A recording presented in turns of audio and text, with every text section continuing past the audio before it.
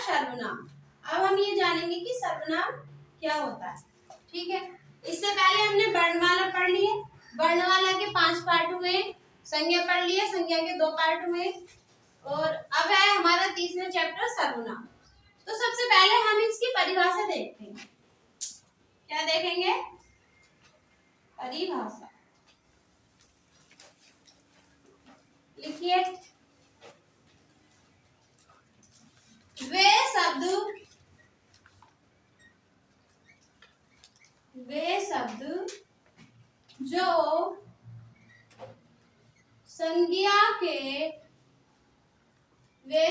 जो संज्ञा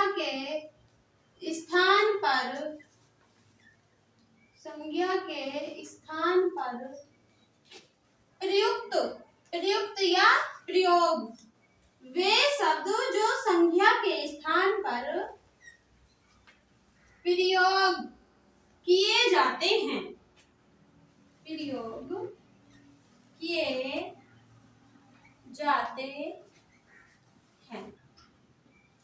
ठीक है। क्या है सर्वनाम की हमारी परिभाषा? वे शब्द जो संज्ञा के स्थान पर प्रयोग किए जाते हैं। तो संज्ञा में हमने क्या पढ़ा था? संज्ञा की परिभाषा क्या थी कि किसी वस्तु, स्थान, भाग आदि के नाम को संज्ञा कहते हैं। तो इसमें जैसे हम एक उदाहरण लेते हैं, उदाहरण से समझेंगे।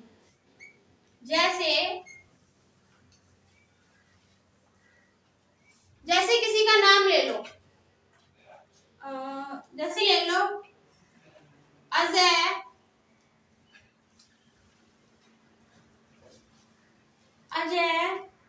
रोज स्कूल,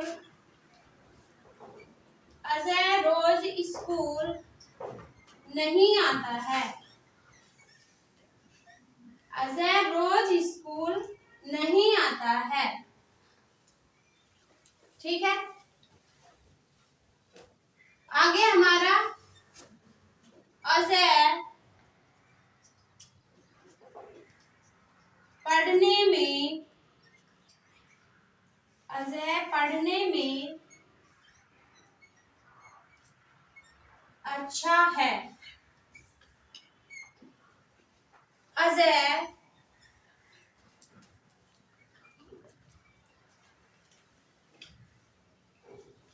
एक अच्छा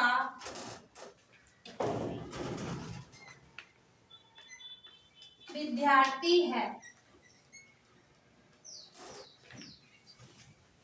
अजय एक अच्छा विद्यार्थी है। तो इसमें बताओ आपको क्या चीज लग रहा है कि मैम ये नहीं होना चाहिए, इसकी जगह ये होना चाहिए। तो सर्वनाम में क्या होता है? सर्वनाम की परिभाषा क्या पढ़ी हमने कि वे शब्द जो संज्ञा के स्थान पर प्रयोग किए जाते हैं, वे शब्द जो संज्ञा के स्थान पर प्रयोग किए जाते हैं। तो हमने जैसे में देखा उदाहरण, अजय रोज स्कूल नहीं आता है। तो अजय क्या है इसमें? अजय हमारी संज्ञा है। ठीक है, संज्ञा की परिभाषा है किसी व्यक्ति, स्थान, भाव आदि के नाम को संज्ञा कहते हैं। तो इसमें नाम है, अजय है, एक विशेष व्यक्ति है, तो अजय हमारी संज्ञा हो गई। अजय रोज स्कूल नहीं आता है, फिर से अजय लिख दिया हमने, फिर से अजय लिखा। अजय पढ़ने में अच्छा है, फिर से हमने अजय लिख दिया। अजय एक अच्छा विद्यार्थी है, मतलब ये भी संज्ञा हो गई हमारी, ये भी संज्ञा हो गई, और ये तो संज्ञा है। ठीक है, तो इसमें एक चीज समझानी है कि वे शब्द जो संज्ञा के स्थान पर प्रयोग किए जाते हैं। तो हम इन वाक्यों को ऐसे भी कर सकते हैं, जैसे अजय रोज स्कूल नहीं आता है। ठीक है, तो अजय की जगह हम वह भी तो लिख सकते हैं, वह लिख सकते हैं ना कि वह पढ़ने में अच्छा है। अगर जो हम वह लिख रहे हैं तो ये हमारा सर्वनाम हो गया। क्या हो गया? हमारा सर्वनाम। ठीक है, और जब हमारा यहाँ पे अजय था तो वो हमारी संज्ञा थी।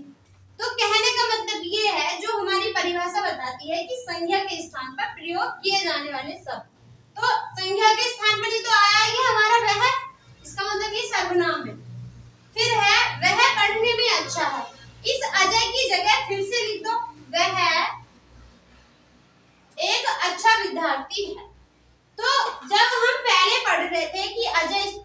आता है, अजय पढ़ने में अच्छा है, तो थोड़ा सा अटपटा सा लग रहा था।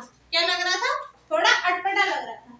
लेकिन जब हम इन संज्ञा शब्दों के स्थान पर सर्वनाम का प्रयोग कर लेते हैं तो हमारा वाक्य भी सही हो जाता है और पढ़ने में भी कोई दिक्कत नहीं होती है। तो क्या है, अजय रोज स्कूल नहीं आता है, वह पढ़ने में अच्छा है और वह एक अच्छा विद्यार्थी है। ठीक है, इतनी बात समझ में आई?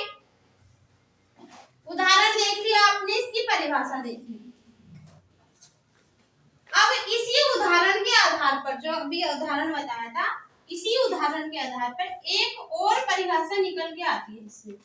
ठीक है, जो सा उदाहरण हमने अभी बताया था, इसी उदाहरण के आधार पर एक और परिभाषा निकल के आती है कि संज्ञा शब्दों की, इसमें लिखिए, इसमें संज्ञा शब्दों की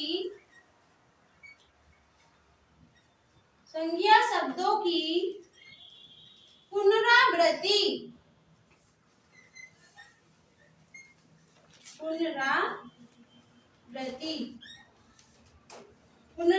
मतलब बार बार आना। पुनरावृत्ति को, इसमें संज्ञा शब्दों की पुनरावृत्ति को, इसमें नहीं, यहाँ लिखो ये शब्द,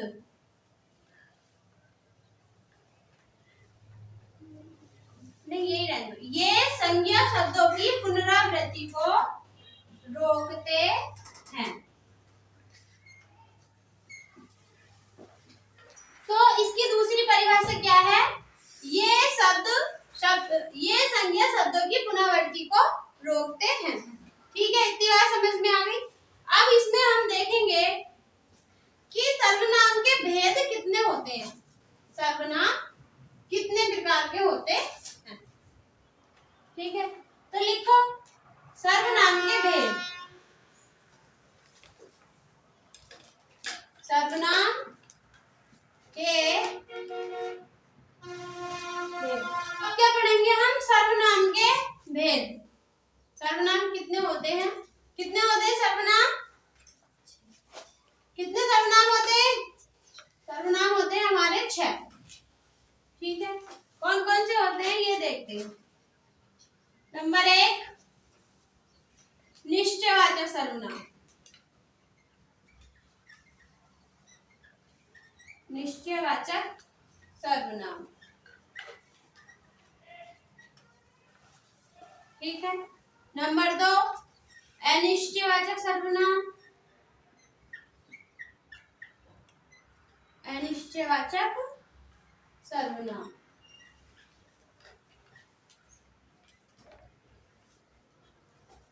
ठीक है, पहला हमारा निश्चयवाचक सर्वनाम, दूसरा अनिश्चयवाचक सर्वनाम, तीसरा है हमारा निजवाचक सर्वनाम। निजवाचक सर्वनाम। ठीक है, चौथा आ जाएगा हमारा प्रश्नवाचक सर्वनाम।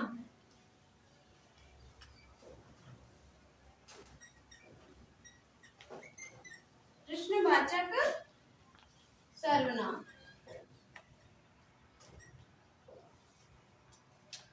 ठीक है, पहला हो गया हमारा निश्चयवाचक सर्वनाम, दूसरा अनिश्चयवाचक सर्वनाम, तीसरा निजवाचक सर्वनाम, चौथा प्रश्नवाचक सर्वनाम, पांचवा है संबंधवाचक सर्वनाम।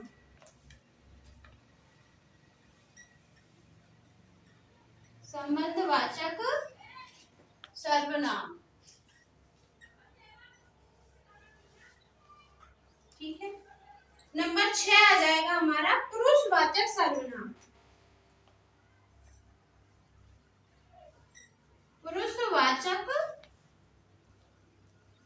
सर्वनाम।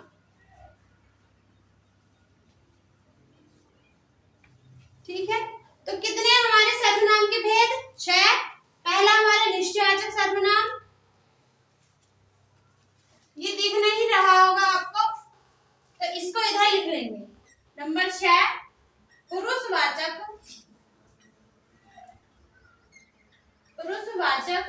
सर्वनाम। ठीक है, अब दिख रहा होगा।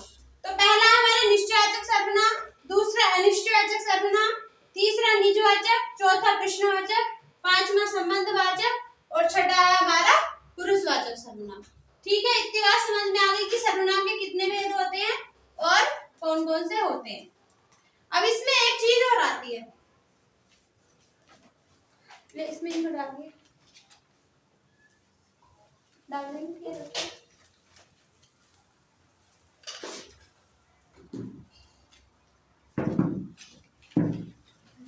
पहला था हमारा निश्चयवाचक सर्वनाम, दूसरा अनिश्चयवाचक सर्वनाम, तीसरा निजवाचक सर्वनाम, चौथा संबंधवाचक सर्वनाम, पांचवा प्रश्नवाचक और छठा था हमारा पुरुषवाचक सर्वनाम।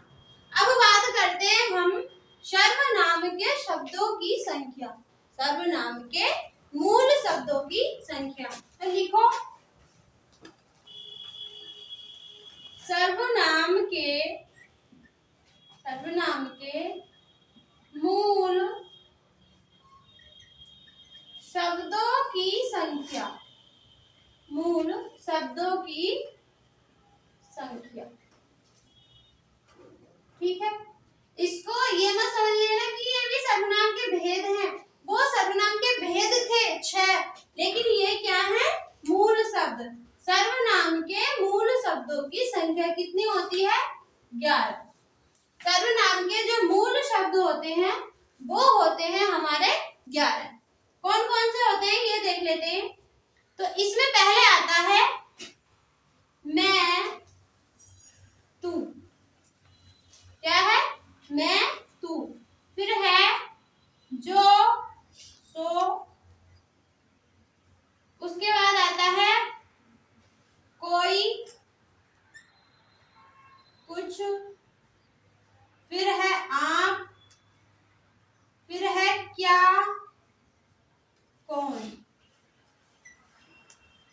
ठीक है, कितने हो गए, 1 2 3 4 5 6 7 8 9, एक हो गया हमारा वह और यह। ठीक है, कितने शब्द हो गए हमारे सर्वनाम के मूल शब्द, कितने हो गए हमारे, 11। मैं तू जो सो कोई कुछ आप क्या और कौन यह वह। अब हम इसमें देखेंगे जो हमने भेद बताए थे, सर्वनाम के 6 भेद बताए थे। पहले क्या बताया था हमने, निश्चयवाचक सर्वनाम, ठीक है, दूसरा बताया था अनिश्चयवाचक, दूसरा क्या बताया था, अनिश्चयवाचक, तीसरा क्या बताया था हमने, संबंधवाचक, संबंधवाचक, चौथा क्या बताया था, प्रश्नवाचक, नहीं निजवाचक, निजवाचक, पांचवा है प्रश्नवाचक,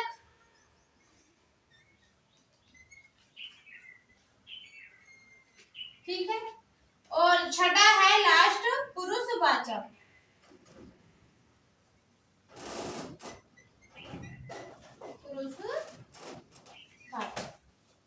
ठीक है, कितने भेद बताए थे हमने, 6 भेद बताए थे, निश्चयवाचक, अनिश्चयवाचक, संबंधवाचक, निजवाचक, प्रश्नवाचक और पुरुषवाचक। और ये क्या है हमारे, ये है सर्वनाम के मूल शब्द और ये है हमारे सर्वनाम के भेद। ठीक है, अब इसमें एक चीज और देख लो कि निश्चयवाचक में कौन से सर्वनाम के शब्द आते हैं, अनिश्चयवाचक में कौन से आते हैं, संबंधवाचक में कौन से आते हैं, निजवाचक में, प्रश्नवाचक में और पुरुषवाचक में। ठीक है, तो सबसे पहला हमारा निश्चयवाचक, क्या है, निश्चयवाचक।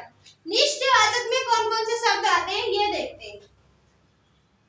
निश्चयवाचक में कौन कौन से शब्द आते हैं, तो निश्चयवाचक में आते हैं हमारे यह और वह। लिख लेना, इनसे पहचान रहेगी कि कौन से सर्वनाम में कौन से शब्द होते हैं। ठीक है, अब आता है हमारा अनिश्चयवाचक। तो अनिश्चयवाचक में क्या आता है, कोई और कुछ। क्या आते हैं? कोई, कुछ। ठीक है, आगे आता है हमारा संबंधवाचक में। संबंधवाचक में आते हैं जो और सो। जो और सो। ठीक है, अब आता है हमारा निजवाचक। तो निजवाचक में आ जाएगा हमारा आम। क्या आ जाएगा? आम। आगे हमारा प्रश्नवाचक। तो प्रश्नवाचक में आ जाएंगे क्या और कौन। क्या, कौन। अब बचता हमारा पुरुषवाचक। तो पुरुषवाचक में क्या आ जाएंगे? मैं और तू। मैं और तू।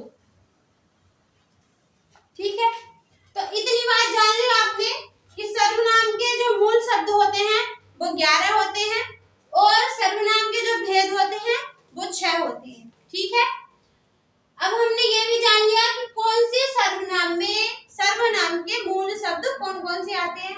मतलब निश्चयवाचक में हमारे यह वह, अनिश्चयवाचक में कोई कुछ, संबंधवाचक में जो सो, निजवाचक में आप, प्रश्नवाचक में क्या कौन और पुरुषवाचक में मैं और तू। ठीक है, इतनी बात समझ में आ गई। ये जो नॉर्मल बेसिक सी चीजें थी ये हमने जान ली। सर्वनाम कितने होते हैं और सर्वनाम के मूल शब्द कितने होते हैं, कौन कौन से वाले में आते हैं, ये सारी चीजें हम जान चुके हैं। ठीक है, अब सबसे पहले बात करते हैं हम निश्चयवाचक सर्वनाम। तो लिखिए निश्चयवाचक सर्वनाम।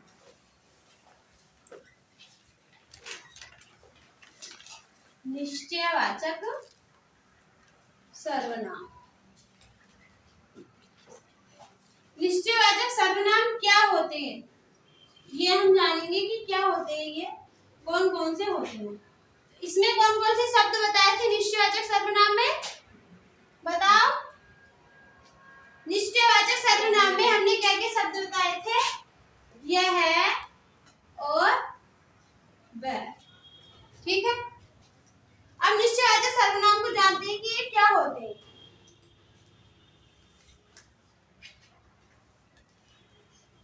तो इसमें सबसे पहले जो बात आती है वो आती है कि निश्चयवाचक सर्वनाम को लिखो। निश्चयवाचक सर्वनाम को संकेतवाचक सर्वनाम भी कहते हैं। संकेतवाचक सर्वनाम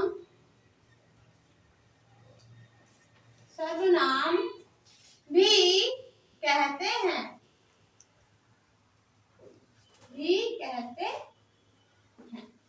ठीक है, ये बात आपको समझ में आ गई कि निश्चयवाचक सर्वनाम को संकेतवाचक सर्वनाम भी कहते हैं। इसमें नंबर 2 आता है, नंबर 2 पॉइंट आता है कि नंबर 2 पॉइंट आता है यह किसी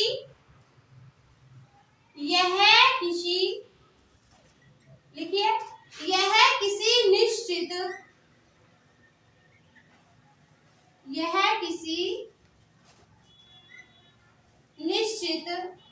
वस्तु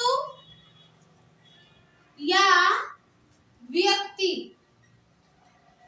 यह किसी निश्चित वस्तु या व्यक्ति का बोध कराते हैं।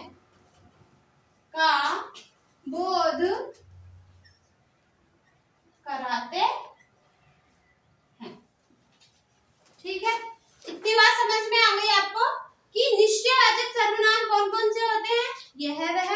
और निश्चयवाचक सर्वनाम की जो पहचान है या परिभाषा भी कह सकते हैं कि निश्चयवाचक सर्वनाम को संकेतवाचक सर्वनाम भी कहते हैं।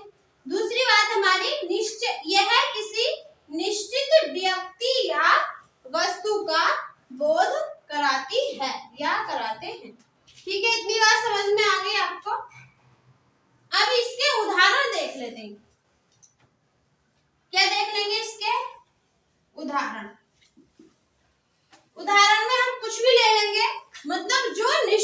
जिनका हमें पता हो कि ये निश्चित हैं। तो पहला देखो नंबर 1, यह है मेरा पेन है। तो क्या चीज समझ में आ रही है इसमें आपको कि यह मेरा पेन है। तो इसमें निश्चित है, इसमें निश्चित बता रहा है कि यह मेरा पेन है। इसमें चीज निश्चित हो रही है कि यह मेरा पेन है, मतलब साफ साफ बता रहा है। इसमें कोई भी ऐसी चीज नहीं है कि ये मेरा है कि मेरा नहीं है, मेरा है या किसी और का है। इसमें ये निश्चित बता रहा है कि यह मेरा पेन है। ठीक है, और लिखो यह है मेरी, यह मेरी माँ है, यह मेरी माँ है। अगला लिखो यह मेरा घर है। ठीक है, समझ में आ गई। तो इसमें क्या है, हमारे निश्चित वाचक सर्वनाम क्या हो जाएंगे हमारे इसमें, यह यह। हमें इसमें निश्चित है कि यह मेरा पेन है, यह मेरी माँ है। हम किसी को बता रहे हैं कि ये हमारी माँ है और यह मेरा घर है, मतलब इसमें हर चीज निश्चित है। इसमें ये डाउट नहीं है कि ये किसी और का है या नहीं है। ठीक है, और एग्जाम्पल देख लेंगे हम इसमें। एग्जाम्पल तो जितने लिख लो अच्छा ही है। 3 देख लिए हमने, और देखेंगे। अगला लिखो चौथा, वह मेरा भाई है, वह मेरा भाई है। आगे लिखो 5वां, उनकी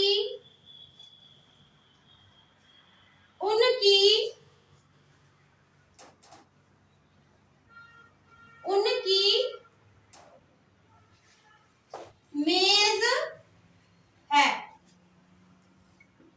उनकी मेज है। आगे लिखो तुम्हारा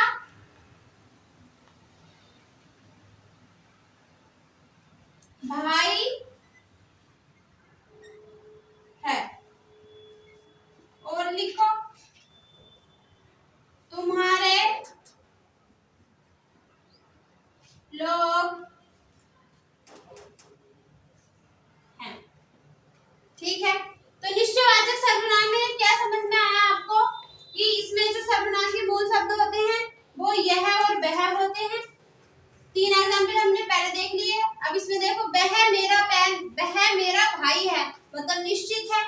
आगे है उनकी मेज है, उनकी मेज है, निश्चित है ना कि मेज उन्हीं की है।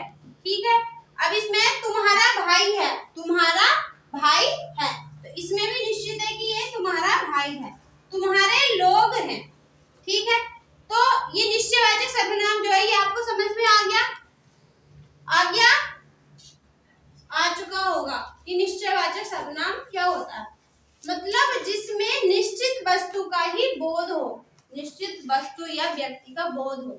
जैसे कि कोई उदाहरण ले लो, अपनी माँ के लिए ले लो या बहन या भाई के लिए, कि यह तुम्हारा भाई है या यह मेरी माँ है। मतलब इसमें हर चीज निश्चित हो रही है कि ये मेरा है या उसका है। ठीक है, अब अगला आ जाता है हमारा नंबर 2, अनिश्चयवाचक सर्वनाम। लिखो नंबर 2, अनिश्चयवाचक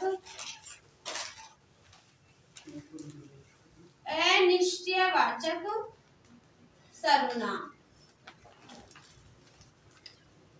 क्या है नंबर 2? अनिश्चयवाचक सर्वनाम। अब ये देखते हैं कि हम अनिश्चयवाचक सर्वनाम क्या होता है।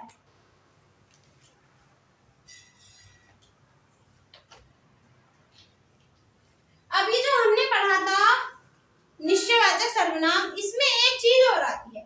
देखो अभी इसको मत लिखना, पहले उसका देख लो। अभी हमने पढ़ा था निश्चयवाचक सर्वनाम, है ना। इसमें हमने एक उदाहरण बताया था कि यह मेरी मेज है, ठीक है। देखो इसमें ये आ गया हमारा निश्चयवाचक सर्वनाम। ये क्या आ गया हमारा, क्या आ गया, ये हमारा सर्वनाम आ गया। ये निश्चयवाचक सर्वनाम है और ये सर्वनाम है, ठीक है। लेकिन इसमें एक चीज और होती है। अगर जो हम इसी वाक्य को ऐसे लिख दें कि यह मेज मेरी है, ठीक है। तो क्या अंतर है इन दोनों वाक्यों में, देखो क्या अंतर है कि यह मेरी मेज है और इसमें है यह मेज मेरी है। तो यह हमारा सर्वनाम हो गया, ठीक है, निश्चयवाचक, और ये भी हमारा सर्वनाम है।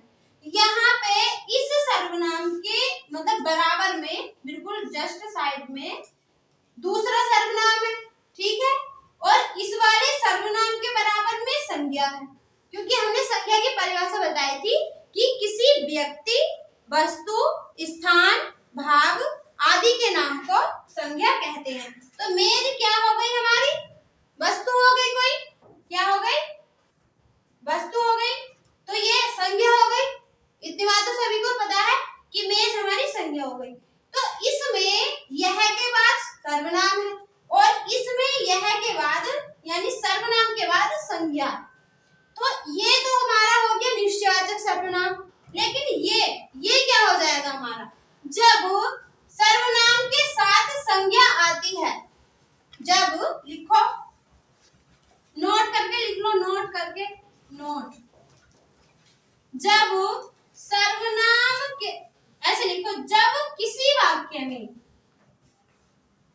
जब किसी वाक्य में, जब किसी वाक्य में सर्वनाम के साथ, सर्वनाम के साथ संज्ञा आती है, संज्ञा आती है, तो उसे सार्वनामिक विशेषण कहते हैं। क्या लिखना, तो उसे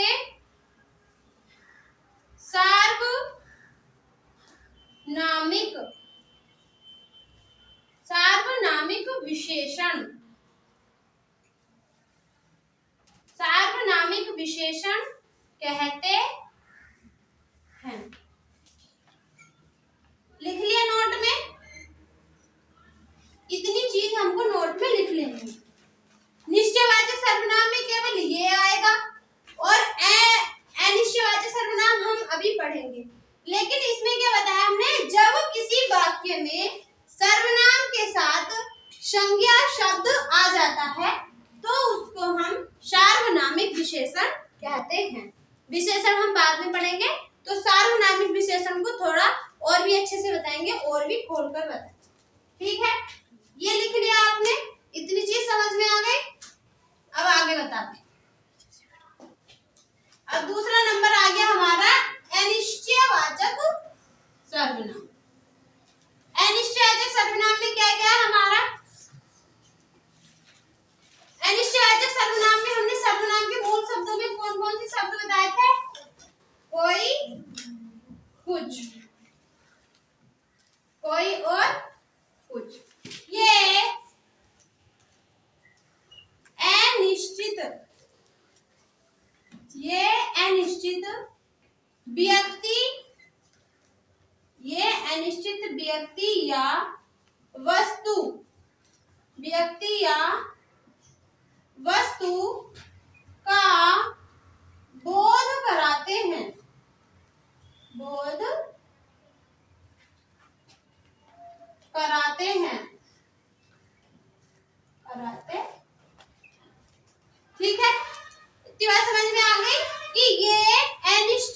वस्तु या व्यक्ति का बोध कराते हैं। इतनी बात समझ में आई आपको?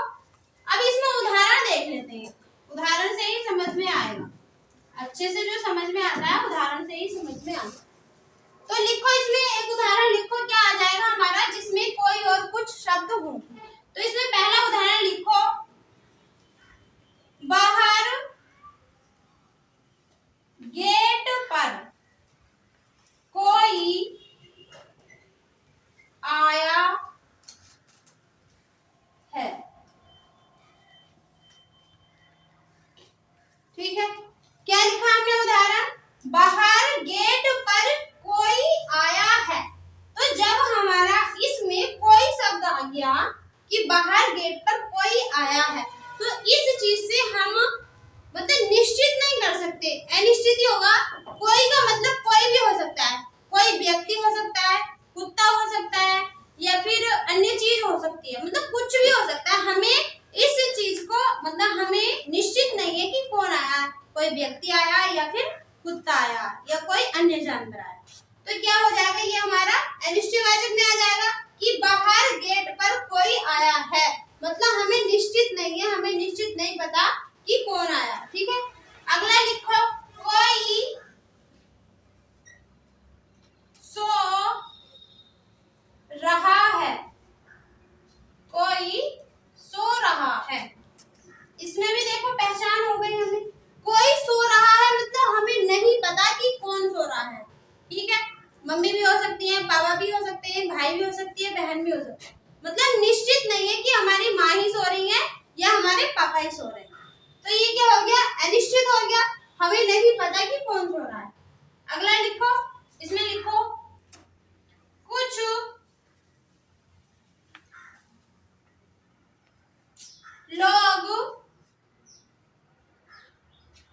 घर आ रहे हैं, कुछ लोग घर आ रहे हैं। तो देखो इसमें भी वही बात है, कुछ लोग घर आ रहे हैं, कुछ लोग आ रहे हैं, कुछ में एक भी हो सकता है, दो भी हो सकते हैं, दो से अधिक भी हो सकते हैं, मतलब हमें निश्चित गिनती उसकी नहीं पता है कि कितने लोग हैं, एक हैं या दो हैं। तो क्या हो जाएगा इसमें कि कुछ लोग घर आ रहे हैं, तो ये भी हमारा अनिश्चयवाचक सर्वनाम में आ जाएगा। इसके और उदाहरण देख लेते हैं। परिभाषा हम देख चुके हैं, अन्य उदाहरण देखते हैं इसके। नंबर 4, दरवाजे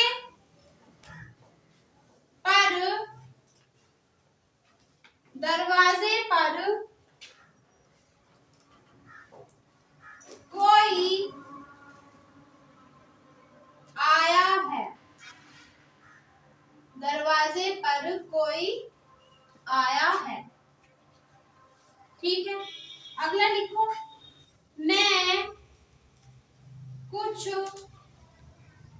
खा रहा हूं। ठीक है, अगला लिखो, वह कुछ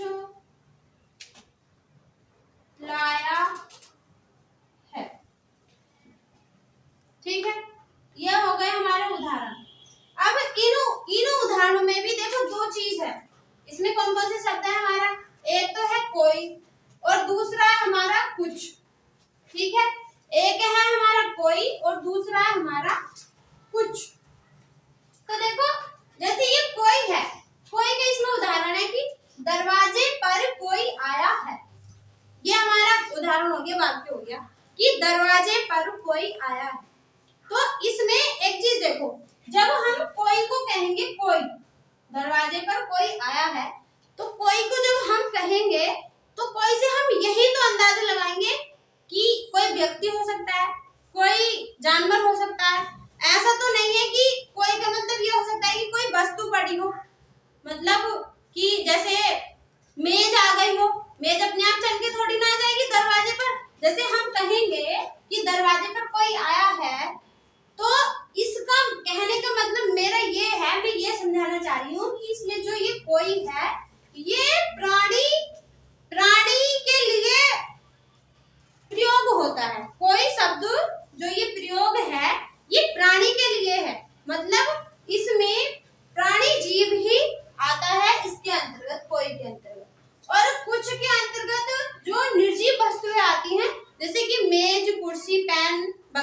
भी है वो कुछ के अंतर्गत आती है। तो इसमें लिख लो कि कोई जो होता है ये प्राणीवाचक है, प्राणीवाचक, और ये कुछ है ये वस्तुवाचक, वस्तुवाचक। तो मेरी बात समझ में आई आपको? देखो दरवाजे पर कोई आया है, कोई से हम अंदाजा लगाएंगे कि कोई जीवित व्यक्ति ही आया होगा, क्योंकि जीवित व्यक्ति ही चल सकता है, ठीक है, कोई मतलब निर्जीव या मृत व्यक्ति नहीं चल सकता। जैसे कि मेज है, ये तो नहीं कह सकते कि दरवाजे पर मेज आई है, ऐसे तो हम नहीं बोल सकते ना। तो ये कोई जो होता है हमारा प्राणीवाचक को दर्शाता है। और अब आता है कुछ, तो मैं कुछ खा रहा हूँ, ठीक है, मैं कुछ खा रहा हूँ, इस चीज से आप क्या अंदाजा लगाओगे? ऐसा तो नहीं है कोई प्राणी जो जिसमें प्राण है उस चीज को हम खा लेंगे, मतलब जो निर्जीव होगा उसी चीज को हम खाएंगे ना। तो इसमें सेब खा सकते हैं, ये कोई अन्य फल खा सकते हैं, खीरा, सेब, अमरूद वगैरह ये चीजें खा सकते हैं हम। तो कुछ का मतलब होता है वस्तुवाचक, इसमें जैसे वह कुछ लाया है। अब इसमें एक चीज और आती है इस वाले वाक्य में कि आप कहोगे मैम कि जो नॉनवेज खाते हैं वो भी तो प्राणी होते हैं, नॉनवेज में जो खाते हैं वो भी तो प्राणी होते हैं। तो इसमें एक बात है, जब वो नॉनवेज खाते हैं मतलब बनने से पहले वो प्राणी था, मतलब उसमें सांस थी, वो जीव था, लेकिन जब वो मृत्यु हो जाता है, मतलब उसकी मृत्यु हो जाती है, जब उसका नॉनवेज हम बनाते हैं तो वो प्राणीवाचक में नहीं रहता है, वो किस में आ जाता है? हमारा वस्तुवाचक में। ठीक है, इतनी बात आपको समझ में आई? तो ये हो गया आपके अनिश्चयवाचक सर्वनाम में